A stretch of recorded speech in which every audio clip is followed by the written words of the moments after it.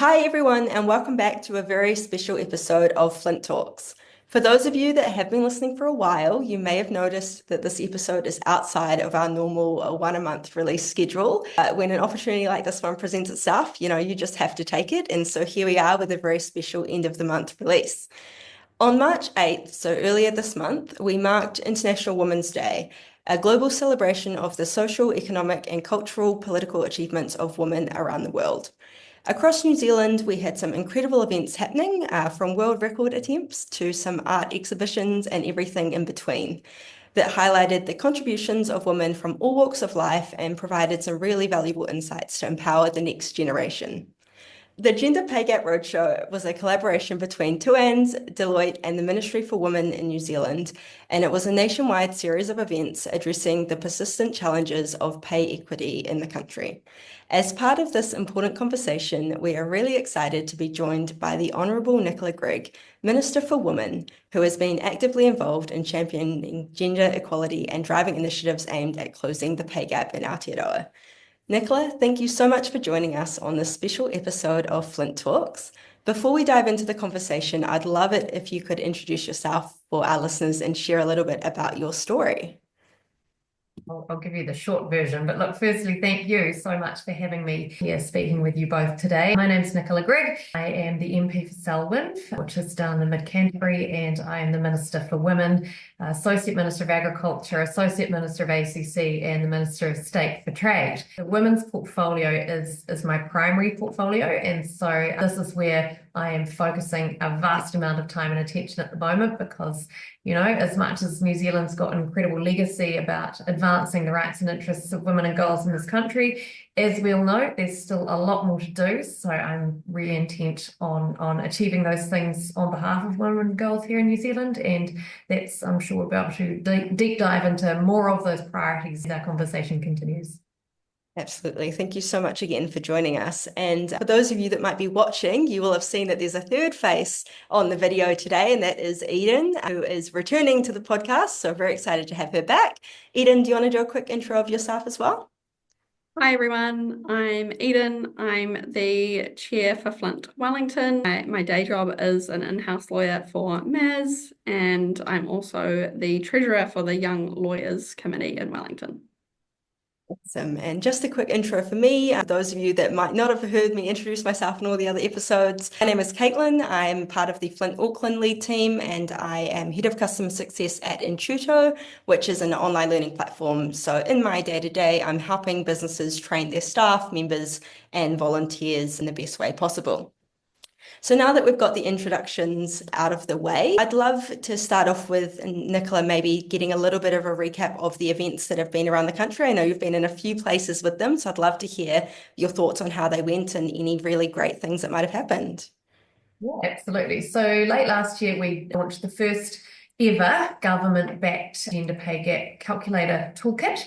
And so I've been traveling up and down the country, launching it in various different towns and cities and regions around the country. We've done mostly the North Island so far, and then we're heading down into the South Island in the next few weeks and months. The reason we are getting in front of people is that I want to be able to explain in person my motivation for driving this and, the significance of the gender pay gap in New Zealand and the importance of the work that we all have to do collectively to try and close it. As I'm sure your listeners will be aware, the gender pay gap in New Zealand has sat on or around 9% for 10 years now. And so we need to drive that down. There's all sorts of different mechanisms to be able to do that. And we've been informed by business because we wanted business to take on the toolkit.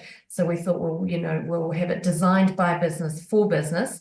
And so we are trying to get around as many of the businesses around the country, as many of the professional organisations and professional societies around the country, the chambers of commerce, because we're hoping that there will be a ripple effect out into the economy. People are talking about this and downloading it and starting to use it, because that ultimately enables business to calculate their pay gap. And then, the end goal is that they start to address it and do something about it. Cool. Well, an amazing initiative, and it's really great to hear that you're getting out in front of people. Definitely, I think it's the best way to make people aware of what is going on and how they can start addressing it. Is the gender toolkit available for individuals, or is it more just for businesses at the moment?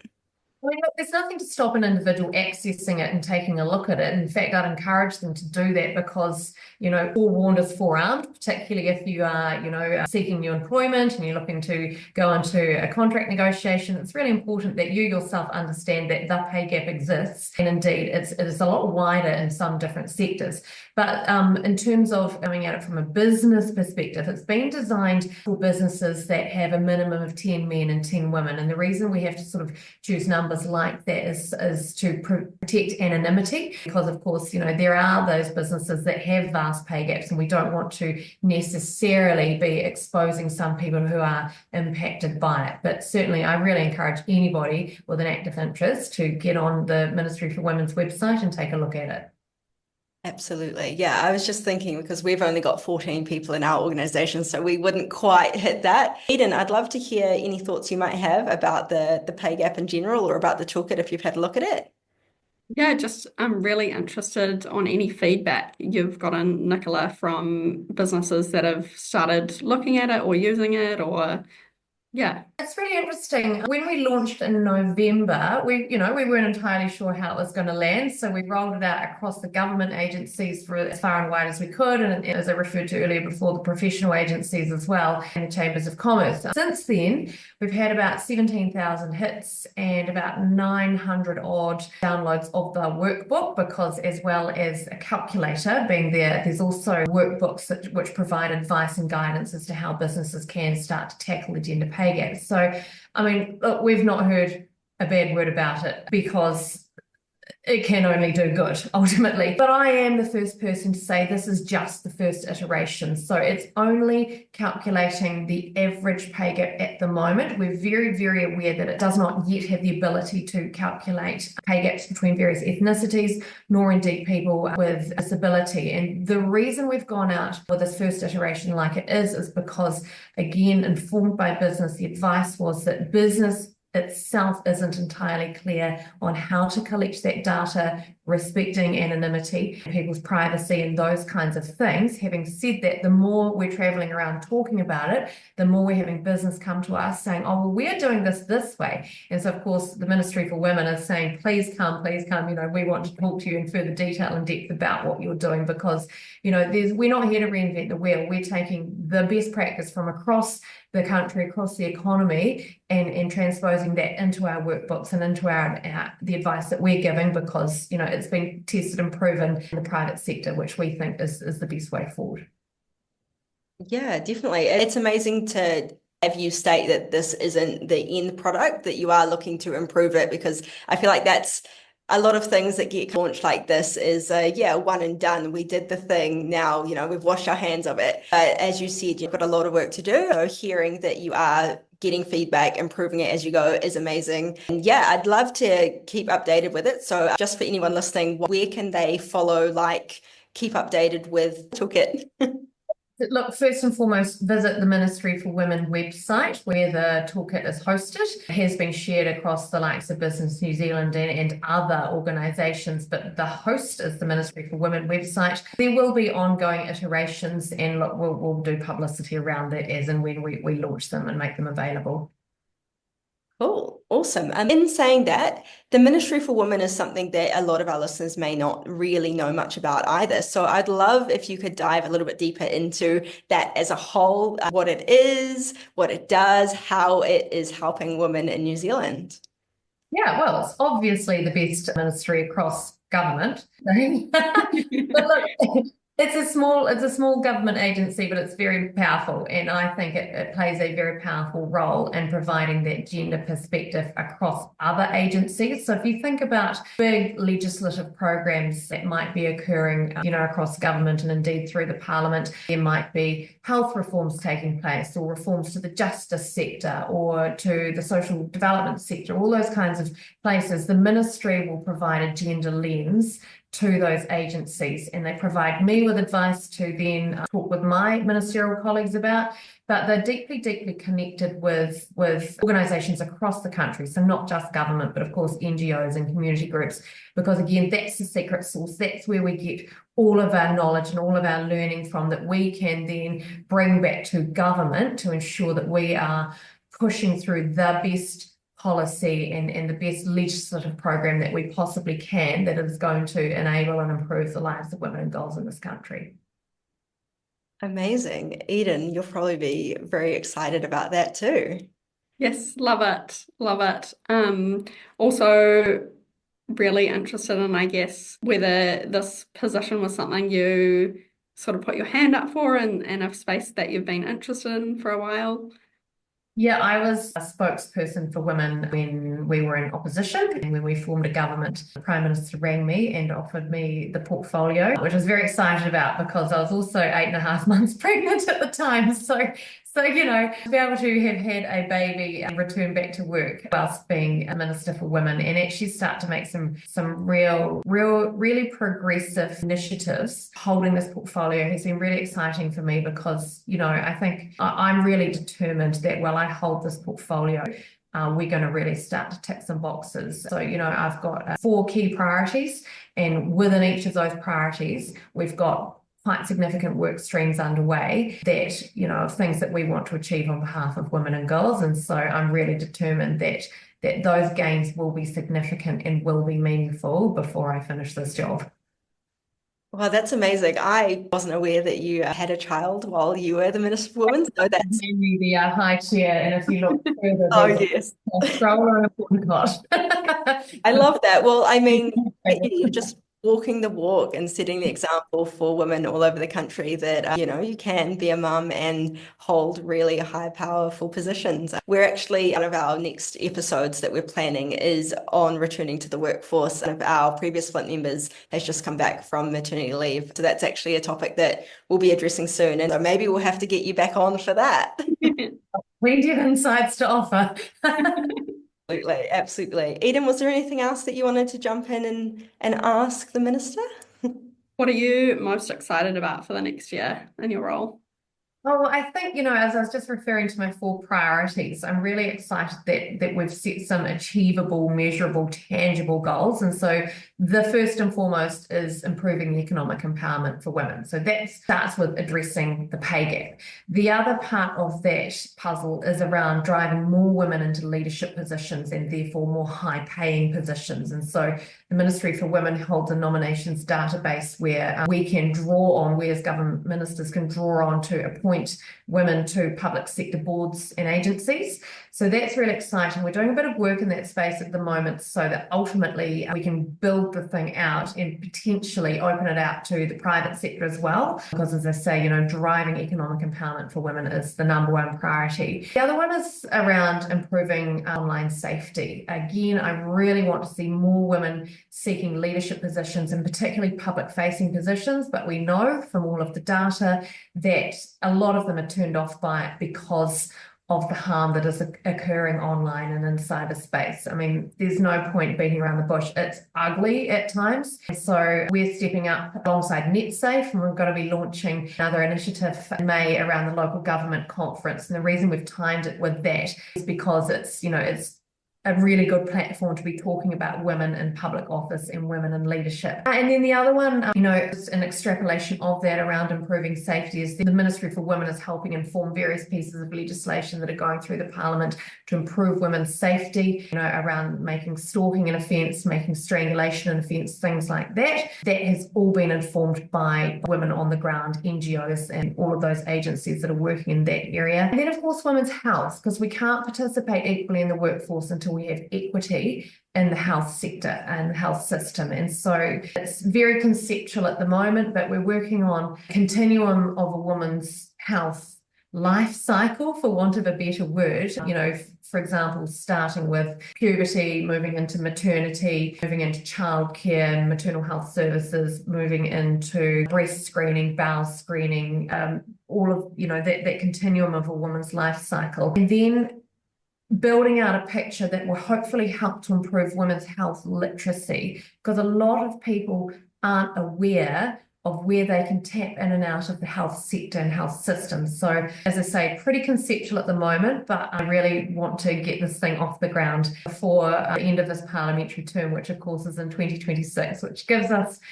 about 16 to 18 months left to get it done. So we're working hard and fast on all of those areas, just as I say, just to really be able to make some meaningful gains in each of those areas. Amazing. I mean, that's definitely a lot to be working on all at once. And if the goal is by the end of this term, well, yeah, you've got that 16 to 18 months. So it'd be really exciting to keep an eye on everything and see how it all goes. I just do want to say thank you for all the hard work that you are doing. It's amazing to hear someone so passionate and actually getting the work done. So often I think we hear about people talking about what needs to be done without really having the go out and get it done to back it up. So yeah, it's just amazing to speak with you today and hear a little bit about your story and about what you're aiming to achieve. Yeah, just echo what Caitlin's said. Thank you so much. And just one final question, if that's okay, which would be if you could give your younger self some career advice, what would it be? Back yourself. Like I talked about this in a lot of my roadshow speeches, is, there's a lot of people in this world who will try and crush you. And it's happened to all of us, and some of us have let it impact us in career decisions we've made, and then there's others of us who've actually used it as an opportunity to go forth and conquer. And so that's why I say to people, just back yourself. Don't let some idiot who's going to try and crush you get in your way. You just keep going. If you've got an end goal in sight, you just keep going. I love that. I love that too. On that note, thank you so much for joining us. We're very thankful that you were able to find time to on the podcast and share a little bit about what you're doing. And definitely for some of our listeners, it's probably the first time they've heard about the majority of the things that you've mentioned. It'd be really great to spread the word. Thank you. I really appreciate the opportunity. Thanks.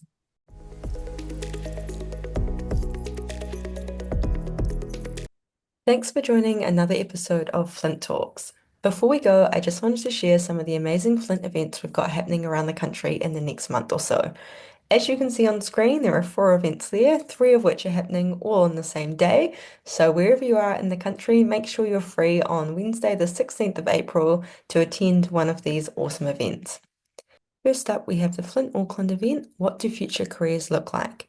This is happening at the Air New Zealand flight deck from 5:30 onwards on Wednesday the 16th of April and is all about diving into the fast-changing tech landscape, uncovering new career opportunities, essential skills, and future growth paths. So make sure you grab a ticket to that so that you can be there on the 16th of April in Auckland. Our Wellington event is Career Boost Stand Out in the Job Market and is happening at the Internet New Zealand Wellington location, again 16th of April from 5:30. You can join some of your fellow FLINT members, Elizabeth Taylor, Zibby, and Ella, as well as a potential career advisor thrown in the mix to learn how to equip yourself with the essential tools and knowledge to confidently navigate the job market and make a lasting impression if you are searching for a new role. So yeah, that's the Wellington event.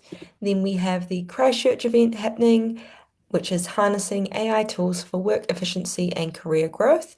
That one's going down at the PwC Experience Centre in Christchurch on Wednesday, the 16th of April from 5 p.m. and is going to be a panel discussion on leveraging AI tools to optimize work efficiency and propel your career advancement. So definitely make sure you grab a ticket for that one if you are in the Christchurch area. Then later on in May, we have our FLINT Queenstown event, which is a technology show and tell. So if you are working on anything really cool in the tech space and you're down in the Queenstown area, make sure you book a spot to share. It looks like there are 6 spots available. So then you can share what you're working on, get feedback from your peers, and yeah, learn from each other about what's happening down in Queenstown. So make sure you grab tickets to that and definitely book in a spot if you are wanting to share what you're working on for that. So that's on the 22nd of May in Queenstown. If you've got any questions about any of the events or anything that we've talked about in this episode today, please feel free to reach out to the Flint Talks page, myself, or Eden on LinkedIn as well. And yeah, we'll keep you updated with all of the events that are up and coming, and we'll share our next episode sometime in the middle of April. We'll see you then.